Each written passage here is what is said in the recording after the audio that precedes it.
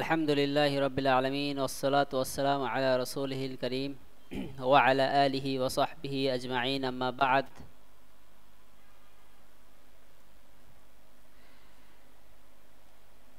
গত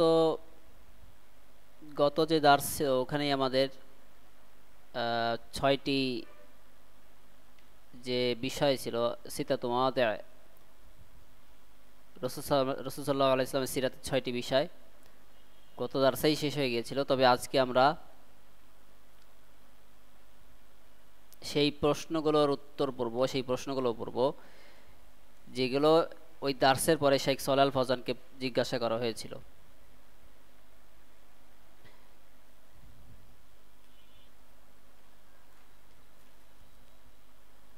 তো আজকে শুধু এখানে প্রশ্ন উত্তর আমরা পড়ব। শেখ সালেহ আল ফওজানকে হাফিজাহুল্লাহ জিজ্ঞাসা করা হয়, ফাদিলাতু শেখ মা হিয়াল উমুর লাতি ইয়ানবাগি আন ইউরাক্কিজা আলাইহা তালিবুল ইলম হাল ইয়াবদাউ বিকুতুবিল আকিদা। সম্মানিত শেখ, সেই বিষয়গুলো কি যেগুলো একজন তালেবে ইলমকে জোর দেওয়া উচিত, যেগুলোর বিষয়ে একজন তালেবে ইলমের জোর দেওয়া উচিত? সে কি আকিদার বই দিয়ে শুরু করবে? শেখ উত্তরে বলেন, ইয়াবদাউ বিল আসহালি ফাল আসহাল, ইয়াবদাউ বিল মুখতাসারাত ওয়া ইয়াকরাউহা আলা আল মাশাইখ থুম্মা ইয়াতারাক্কা ইলা আল কুতুব আল্লাতী হিয়া আওসা মিনহা ওয়া হাকাযা লা ইয়াযহাবু লিল কুতুবিল মুতাওয়ালা মিন আউয়ালিল আমর ওয়া ইন্নামা ইয়াতারাক্কা ইলাইহা শাইআন ফাশাইআন ইয়াতাদাররাজু ইলাইহা শাইআন ফাশাইআন। শেখ উত্তরে বলেন, সে সবচেয়ে যেটা সহজ, অতঃপর যেটা সহজ এ ধরনের বইগুলো দিয়ে শুরু করবে, অর্থাৎ সবচেয়ে সহজ বইগুলো আগে পড়বে। সে সংক্ষিপ্ত বইগুলো দিয়ে শুরু করবে, শাইখদের কাছে সে সেই বইগুলো পড়বে, অতঃপর ওই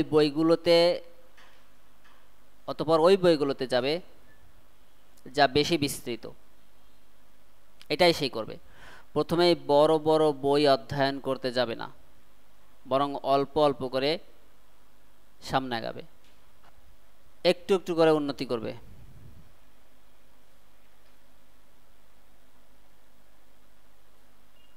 দ্বিতীয় প্রশ্ন যেটা শেখ সালেহ আল ফওজান হাফিজাহুল্লাহকে জিজ্ঞাসা করা হয়, মা রায়ুকুম ফি ক্বালি মান ক্বাল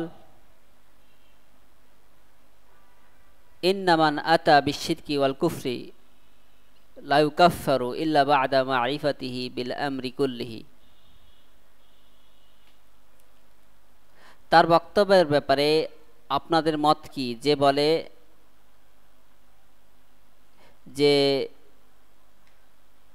যে ব্যক্তি শিরক ও কুফরিতে লিপ্ত হয় সে ততক্ষণ কাফের হয় না যতক্ষণ না সে সব কিছু জানে।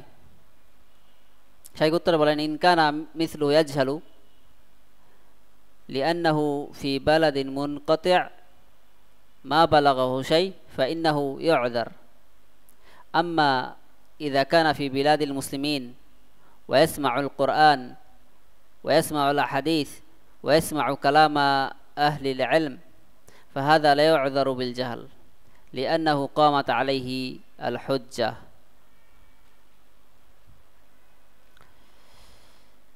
শেখ উত্তরে বলেন, যদি সে অজ্ঞ হয়ে থাকে, সে যদি এমন কোনো দেশে থেকে থাকে যেখানে তার কাছে কিছুই পৌঁছায়নি, তবে সে ওজরগ্রস্ত হবে। কিন্তু সে যদি মুসলিমদের দেশেই থাকে, কোরআন শোনে, হাদিস শোনে, আলেমদের কথা শোনে, তবে এই ব্যক্তি ওজর পাবে না, কারণ তার উপরে দলিল প্রতিষ্ঠিত হয়েছে। 3 নম্বর প্রশ্ন যেটা শেখ সালেহ আল ফওজানকে করা হয়, সুআল মা হুকমুস সাফারি ইলা বিলাদিন ইসলামিয়্যা লা ইউ'মারু ফিহা বিল মা'রুফ ওয়া লা ইউনহা আনিল মুনকার ওয়া তুবাউ ফিহা আল খুমুর ওয়াল আগানি وفيها التبرج والاختلاط بغرض النزهة والسياحة. الجواب: البلد غير الملتزم والتي فيها الفواحش والشرور علانية لا يجوز للإنسان أن يسافر إليها لأنها يتأثر بما فيها من الشر ويصيبه ما أصاب أهلها. শেখ সালেহ আল ফাওজানকে প্রশ্ন করা হয় যে সে সকল মুসলিম দেশে বিনোদন ও ভ্রমণের জন্য যাওয়ার বিধান কি, যেখানে ভালো কাজের আদেশ করা হয় না আর খারাপ কাজ থেকে নিষেধ করা হয় না, যেখানে মদ ও গান বিক্রি করা হয়, যেখানে বেপরদা ও ফ্রি মিক্সিং আছে। শেখ উত্তরে বলেন,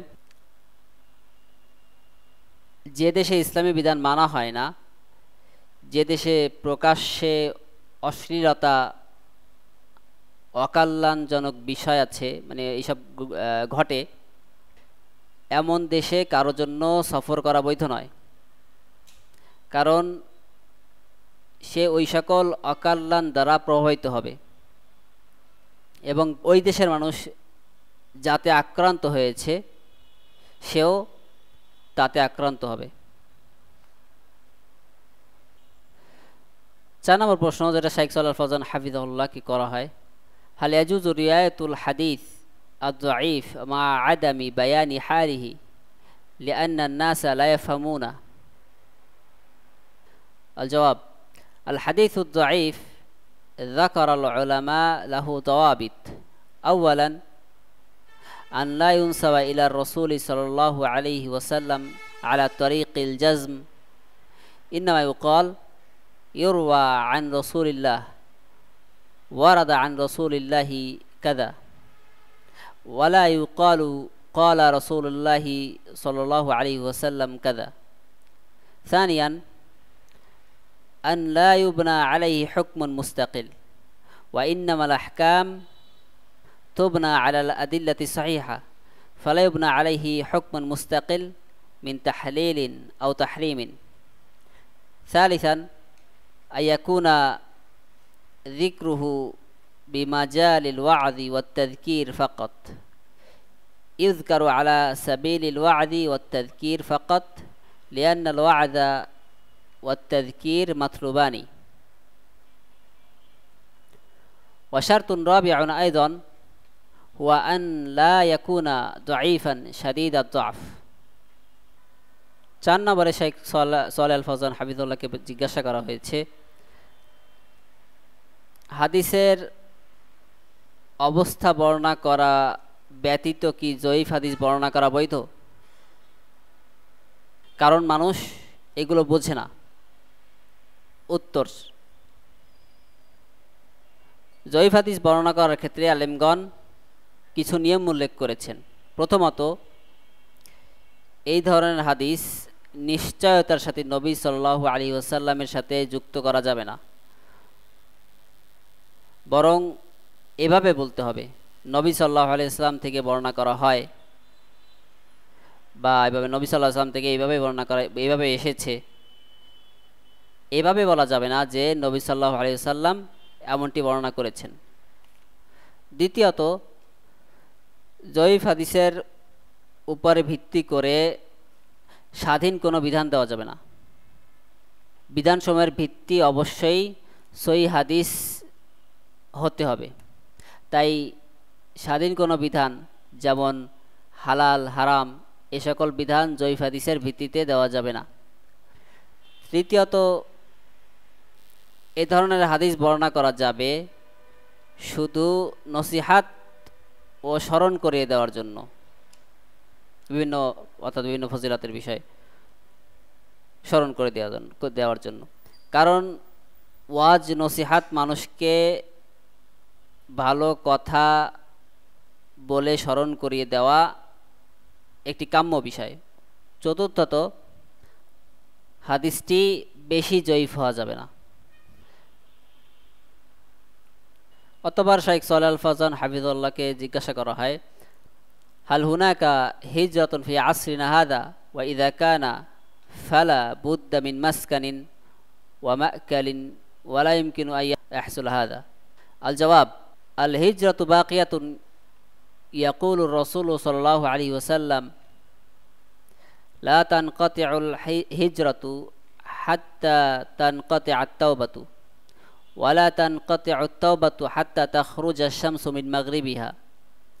আল হিজরাতু বাকিয়াতুন ফাইযা কানা লা ইউকিমু দীনাহু ফি মাকানিন فإنه يذهب إلى المكان الذي يتمكن فيه من إقامة دينه مع المسلمين. وإذا قدر أنه ما يقدر على أنه يذهب لبلاد المسلمين يذهب إلى البلاد التي يتمكن فيها من إقامة دينه ولو كان البلد بلد كفر، لأن بعض الشر أهون من بعض. والصحابة هاجروا إلى الحبشة وهم نصارى لأنهم يقدرون على إقامة دينهم هناك ويسلمون من أذى المشركين. والله جل وعلا يقول فاتقوا الله ما استطعتم. وإذا كان هناك بلاد فيها أقلية إسلامية أو مسلمون كثيرون فإنه يذهب ويسير معهم ولو كانوا في بلاد كفار. وإذا لم يتمكن من بلاد المسلمين فإنه يخفف الشر مهما أمكن. শেখ সালেহ আল ফাওজানকে প্রশ্ন করা হয়, বর্তমানে আমাদের যুগে কি হিজরত আছে? যদি থেকে থাকে তবে বাসস্থান, খাবার এসবের প্রয়োজন হবে, আর যদি তা সম্ভব না হয়? শেখ উত্তরে বলেন, হিজরত অবশিষ্ট থাকবে। রাসূল সাল্লাল্লাহু আলাইহি ওয়াসাল্লাম বলেন, হিজরত থাকবে যতদিন তওবা থাকবে, আর তওবা ততদিন থাকবে যতদিন না সূর্য পশ্চিম দিক থেকে উদিত হয়। হিজরত থাকবে। যদি কোনো এক স্থানে সে তার দিন পালন করতে না পারে, তবে সে অন্য জায়গায় যাবে যেখানে সে মুসলিমদের সাথে দিন পালন করতে পারবে। আর যদি ধরা হয় যে সে মুসলিমদের দেশে যেতে সক্ষম না, তবে সে এমন দেশে যাবে যেখানে সে তার দিন পালন করতে পারবে, যদিও তা কাফের দেশ হয়ে থাকে, কারণ কিছু অকল্যাণ থেকে কম মারাত্মক। সাহাবীগণ হাবাসায় হিজরত করেছিলেন, অথচ সেখানকার মানুষ নাসারা অর্থাৎ খ্রিস্টান ছিল, কারণ তারা ওখানে তাদের দিন পালন করতে পারতেন এবং মুশরিকদের কষ্ট থেকে, মুশরিকরা যে কষ্ট দিত তা থেকে নিরাপদ থাকতে পারতেন। আল্লাহ তাআলা বলেন, তোমরা যথাসম্ভব আল্লাহকে ভয় করো। আর যদি কোনো দেশ থাকে যেখানে সংখ্যালঘু মুসলিমরা থাকে অথবা অনেক মুসলিম থাকে, তাহলে সে তাদের কাছে যাবে, যদিও সেটা কাফের দেশ হয়ে থাকে। যদি কোনো মুসলিম দেশে হিজরত করতে না পারে, তবে এই বিষয়টি অনিষ্টকে কমিয়ে দেবে, যে অকল্যাণকে কমিয়ে দেবে। অতঃপর শেখ সালেহ আল ফাওজান হাফিজাহুল্লাহকে প্রশ্ন করা হয়, ফাদিলাতু শেখ বা'দুন নাস ইনদামা ইয়াবনি বাইতান জাদীদান ইয়াযবাহু ইনদা উতবাতিল বাব তাবাররুকান ওয়া রাদ্দান লিল আইন وهو يجهل أن هذا من الذبح لغير الله الذي هو الشرك، فهل هذا يكفر؟ الجواب، هذا يؤمر بالتوبة، يقال له هذا شرك عليك التوبة إلى الله لأن من فعل الشرك فهو مشرك। প্রশ্ন, সম্মানিত শেখ, কিছু মানুষ যখন নতুন বাড়ি তৈরি করে তখন দরজার কাছে তারা জবাই করে বরকত হাসিলের জন্য বা বদনজর থেকে বাঁচার জন্য, আর সে জানে না এটাই গরুল্লাহর জন্য জবাই এবং শিরক। সে কি এতে কাফের হয়ে যাবে? শেখ উত্তর বলেন, এই ব্যক্তিকে তওবা করতে বলা হবে। তাকে বলা হবে এটা শিরক, তোমার কর্তব্য হলো আল্লাহর কাছে তওবা করা, কারণ যে শিরক করে সে মুশরিক। অতঃপর শেখ সালেহ আল ফাওজানকে জিজ্ঞাসা করা হয়, ফাদিলাতু শেখ হাদিহি ইমরাতুন তাসআলু ওয়া তাকুলু ইন্না আত-তাবিবা আখবারাহা আন্না আল-হামলা ফিল মুস্তাকবালি সাওফা ইউআসসিরু আলা ওয়াযাইফিল কাবিদ ওয়া সাওফা ইউআসসিরু আলা ইযামিহা ওয়া আখবারাহা আন্নাহা তামতানি'ু আনিল হামলি ওয়ালাউ ফি ওয়াক্তিন ফাহাল ইয়াজুযু লাহা যালিক? الجواب: إذا قرر طبيبان ثقتان أن الحمل فيه خطر عليها فإنها تعمل ما يمنع الحمل، لقوله صلى الله عليه وسلم: لا ضرر ولا ضرار، ولقوله تعالى: ولا تلقوا بأيديكم إلى التهلكة، فالمهم ثبوت هذا। শেখ সালেহ আল ফাওজানকে প্রশ্ন করা হয়, তাকে বলা হয় যে শেখ, একজন মহিলা জিজ্ঞাসা করেছেন, ডাক্তার আমাদেরকে বলেছেন যে গর্ভধারণ ভবিষ্যতে কিডনির ফাংশনে সমস্যা করবে, হাড়ে সমস্যা হবে, এবং তাকে বলা হয়েছে যে সে যেন গর্ভধারণ থেকে কিছু সময়ের জন্য হলেও বিরত থাকে, তার জন্য কি এমনটা করা বৈধ? উত্তরে শেখ বলেছেন, যদি দুজন বিশ্বস্ত ডাক্তার বলেন যে গর্ভধারণ করলে তার ক্ষতি আছে, তাহলে সে তাই করবে, যা করলে গর্ভধারণ থেকে বিরত থাকা যায়। কারণ নবী সাল্লাল্লাহু আলাইহি সাল্লাম বলেছেন, ক্ষতিগ্রস্ত হওয়া যাবে না এবং ক্ষতি করাও যাবে না। আল্লাহ তাআলা বলেন, তোমরা নিজেদের হাতে ধ্বংসে নিক্ষেপ করো না। তো এক্ষেত্রে গুরুত্বপূর্ণ হলো ক্ষতির প্রমাণ থাকা। অথবা সেকে প্রশ্ন করা হয়, হাল ইয়াজুজুল খুরুজু লিল জিহাদি দুনা মুওয়াফাকাতিল ওয়ালিদাইন? আল জবাব: লা ইয়াজুজুল খুরুজ লিল জিহাদি ইল্লা বিরিদা আবিকা ওয়া উম্মিক, لأن النبي صلى الله عليه وسلم جاءه رجل يريد أن يجاهد فقال له: أحي والداك؟ قال: نعم. قال: ففيهما فجاهد، فلا بد من رضا الوالدين। সেকে প্রশ্ন করা হয় যে বাবা মায়ের অনুমতি ছাড়া কি জিহাদে অংশগ্রহণ করা যায়? শেখ উত্তর বলেন, তোমার বাবা মায়ের সন্তুষ্টি ছাড়া জিহাদে বের হওয়া জায়েজ নয়। কারণ নবী সাল্লাল্লাহু আলাইহি ওয়াসাল্লামের কাছে একজন ব্যক্তি এসেছিলেন জিহাদে অংশ নিতে। তাকে তিনি বললেন, তোমার পিতামাতা কি জীবিত আছেন? তিনি বললেন, হ্যাঁ। তখন নবী সাল্লাল্লাহু আলাইহি ওয়াসাল্লাম বলেছেন, তো তাদের বিষয়ে জিহাদ করো, তাই অবশ্যই পিতামাতার সন্তুষ্টি থাকতে হবে। অতঃপর শেখ সালেহ আল ফাওজান হাফিজাহুল্লাহকে প্রশ্ন করা হয়, হাল ইউযারু বা'দুল কুফার আল-আন বিল জাহলি লিআদামি উসুলিল ইসলাম ইলাইহিম ওয়া খাসাতান ইযা ওয়ালিদা মাওলুদ লিআবাওয়াইন কাফিরাইন ওয়া লাম ইয়ারিফ শাইআন আনিল ইসলাম? আল জবাব: আল ইসলাম انتشر الآن وبالغ المشارق والمغارب، خصوصا بعد تطور وسائل الإعلام، وصار العالم الآن كالبلد الصغير. انتشر الإسلام بوسائل الإعلام، القرآن أصبح يتلى بأعلى الأصوات في جميع القارات.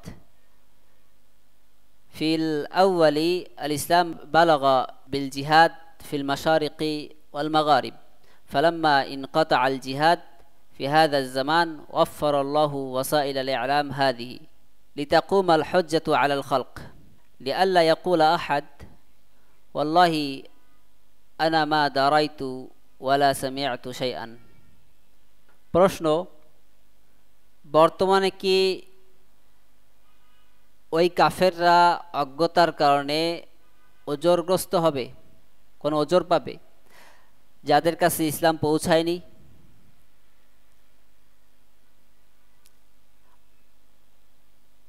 আর যদি বিশেষ করে কাফের বাবা মায়ের সন্তান হয়ে থাকে এবং ইসলাম সম্পর্কে কিছু না জেনে থাকে, সে উত্তরে বলেন ইসলাম এখন ছড়িয়ে গেছে, পূর্ব ও পশ্চিমে পৌঁছে গেছে, বিশেষত মিডিয়া আসার পরে। বর্তমানে সারা বিশ্ব হয়ে গেছে ছোট একটি এলাকার মতো। মিডিয়ার মাধ্যমে ইসলাম ছড়িয়ে গিয়েছে। কোরআন এখন সশব্দে সমস্ত মহাদেশে তিলাওয়াত করা হচ্ছে। ইসলামের প্রথম যুগে ইসলাম পূর্ব পশ্চিমে পৌঁছেছে জিহাদের মাধ্যমে। এই যুগে যখন জিহাদ বন্ধ হয়ে গেছে, তখন আল্লাহ তাআলা এই মিডিয়াগুলো দিয়েছেন। তাতে সৃষ্টির কাছে দলিল প্রতিষ্ঠিত হয়েছে, যাতে কেউ এটা বলতে না পারে যে আল্লাহর কসম আমি কিছু জানি না আর আমি কিছু শুনিও নি। অথবা শেখ সালেহ আল ফওজান হাফিজুল্লাহকে জিজ্ঞাসা করা হয়, ইয়াকুলুন নবী সাল্লাল্লাহু আলাইহি ওয়াসাল্লাম ইফতারাকাতিল ইয়াহুদু আলা 71 ফিরকা ওয়াফতারাকাতিন নাসারা আলা 72 ফিরকা ওয়াসাতাফতারিকু হাযিহিল উম্মাতু আলা 73 ফিরকা কুল্লুহা ফিন্নার ইল্লা ওয়াহিদা। আল হাদিস। সুআল: কাইফা নুওয়াফিকু বাইনা হাযাল হাদিস وبين وجود العديد من الفرق يتعدى 73 فرقة؟ الجواب: هذه أصول الفرق، ثم إنها تشعبت وتفرقت فرقا كثيرة، لكن أصولها 73 فرقة كما أخبر النبي صلى الله عليه وسلم। শাইখকে প্রশ্ন করা হয় যে নবী সাল্লাল্লাহু আলাইহি সাল্লাম বলেছেন, ইহুদিরা 71টি দলে বিভক্ত হয়েছে, খ্রিস্টানরা 72টি দলে বিভক্ত হয়েছে। আমার এই উম্মত 73টি দলে বিভক্ত হবে, সব দলই জাহান্নামে যাবে, তবে একটি দল ব্যতীত। এই হাদিসটি আমরা 73টি দলের যে হাদিস, অর্থাৎ এটার সাথে আমরা এই বিষয়ের সাথে কিভাবে সমন্বয় করব যে বর্তমানে 73টি থেকে অধিক দল পাওয়া যাচ্ছে, অর্থাৎ আমরা দেখতেছি যে 73টি দলের থেকে অধিক দল বর্তমানে আছে। এই দুইটি বিষয়ের মধ্যে কিভাবে সমন্বয় হবে, হাদিসের সাথে আর বাস্তবতার সাথে কিভাবে সমন্বয় হবে? শাইখ উত্তরে বলেন, এই 73টি দল মূল দল। তারপরে এই 73টি দল থেকে অনেক শাখা প্রশাখা বের হয়েছে, কিন্তু মূল দল হলো 73টি, যেমনটি নবী সাল্লাল্লাহু আলাইহি সাল্লাম বলেছেন।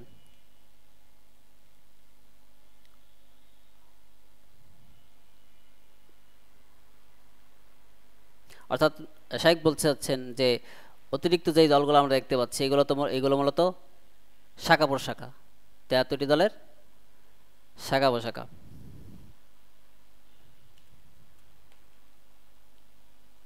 অথবা শাইখ সালেহ আল ফওজানকে জিজ্ঞাসা করা হয়,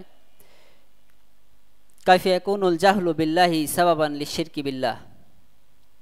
আল জবাব: আল জাহলু বিল্লাহি সাবাবুন লিকুল্লি শাররিন মিনাশ শিরকি ওয়া গায়রিহি, ফালা বুদ্দা মিন মা'রিফাতিল্লাহি আযজা ওয়া জাল্লা বিআসমাইহি ওয়া সিফাতিহি ওয়া মা'রিফাতি হাক্কিহি আলাইনা ওয়া মা আওজাবাহু আলাইনা ওয়া মা হাররামাহু আলাইনা, লা বুদ্দা মিন মা'রিফাতি হাযা মা'রিফাতান তাম্মা।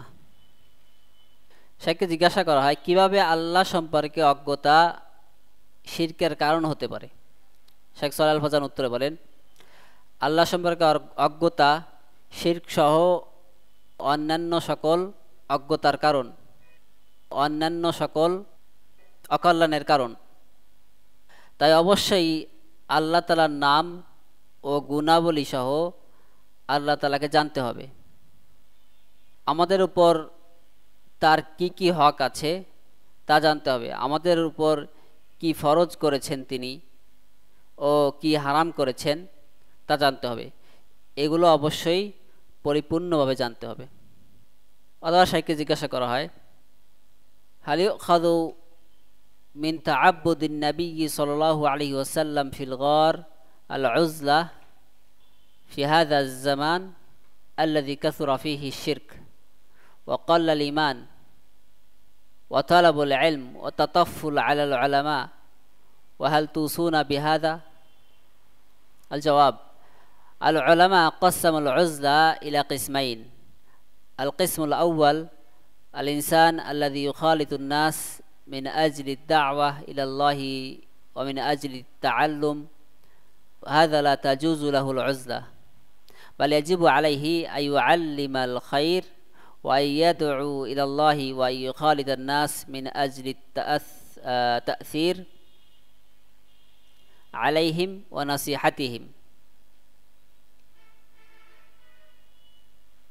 فلا يجوز له العزلة. القسم الثاني الذي ليس له تأثير ولا له فائدة إذا خالط الناس بل هو يتضرر، فهذا العزلة خير له، لأن اختلاطه بالناس لا يفيده ولا يفيد الناس أيضا. শেখ সাল্লাল্লাহু আলাইহি ওয়াসাল্লামকে জিজ্ঞাসা করা হয়, নবী সাল্লাল্লাহু আলাইহি সাল্লামের যুগে নবী সাল্লাল্লাহু আলাইহি সাল্লাম যে গুহা ইবাদতের যে ঘটনা ছিল, ওই ঘটনা থেকে কি এ যুগে একাকিত্ব গ্রহণ করার দলিল পাওয়া যায়? বিশেষ করে এমন সময়ে যখন শিরক ছড়িয়ে পড়েছে, ঈমান ও জ্ঞান চর্চা কমে গেছে, আর মানুষ অনাধিকার চর্চা করছে আলেমদের উপরে। আপনারা কি এই ধরনের একাকিত্বের পরামর্শ দেন?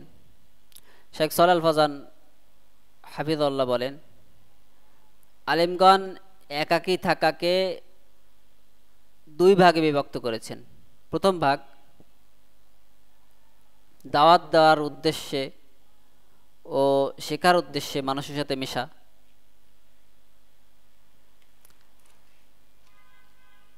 এই ব্যক্তির জন্য একাকী থাকা অর্থাৎ জনমানুষ থেকে বিচ্ছিন্ন থাকা বৈধ নয়, বরং সে মানুষকে কল্যাণের বিষয় শিখাবে, আল্লাহর দিকে আহ্বান করবে এবং মানুষের সাথে সে মিশবে, তাদের উপর প্রভাব ফেলতে এবং তাদের নসিহত করতে সে এমনটা করবে।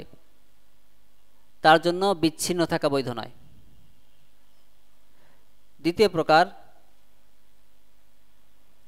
সে যখন যাদের সম্পর্কে যারা অর্থাৎ বিচ্ছিন্ন থাকলে তাদের বিধান কী হবে সেইটা সম্পর্কে শাইখ সালেহ ফাজান বলছেন, সে যখন মানুষের সাথে মেশে তখন সে তাদের উপর প্রভাব ফেলতে পারে না, বরং উপকৃতও হয় না, বরং সে ক্ষতিগ্রস্ত হয়। এই ব্যক্তির জন্য জনমানুষ থেকে বিচ্ছিন্ন থাকা কল্যাণকর, কারণ সে যখন মানুষের সাথে মেশে তখন তা থেকে সে উপকৃত হয় না, আর মানুষরাও তার কোনো উপকারে আসে না। অতঃপর শেখ সালেহ আল ফাজানকে জিজ্ঞাসা করা হয়, মা রায়ুকুম ফি মান ইয়াসিফু মুআল্লাফাতি আল ইমাম আল মুজাদ্দিদ মুহাম্মদ ইবনে আব্দুল ওয়াহ্হাব ফিল ফিকহি ওয়াল আকিদাতি ওয়া ইয়াকুলু হিয়া ফিহা তাকরার? الجواب: هذا بين أمرين،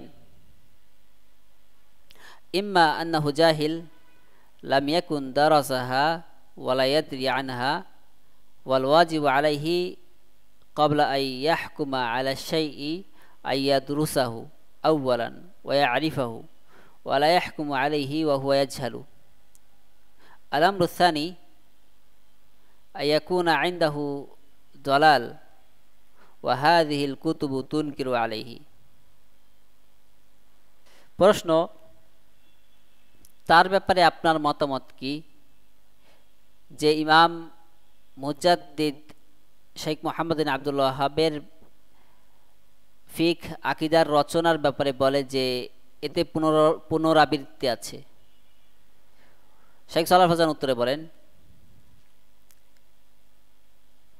এই লোক দুই প্রকারের মধ্যে কোনো এক প্রকার। যেই কথা বলে হয়তো সে জাহেল, সে পড়েনি এবং জানেও না, আর কোনো কিছুর ব্যাপারে বিধান দেওয়ার আগে তার উচিত অধ্যয়ন করা ও জানা। দ্বিতীয় প্রকার এর অন্তর্ভুক্ত হতে পারে যে তার কাছে পথভ্রষ্টতা আছে, আর এই বিষয়গুলো আর এই বইগুলো তার বিরোধী, অর্থাৎ তাই সে এই ধরনের কথা বলে। শেখ সালাল ফাজান এইটাই বলতে যাচ্ছেন। সুবহানাকাল্লাহুম্মা বিহামদিকা আশহাদু আল্লা ইলাহা ইল্লা আনতা আস্তাগফিরুকা ওয়া আতুবু ইলাইকা।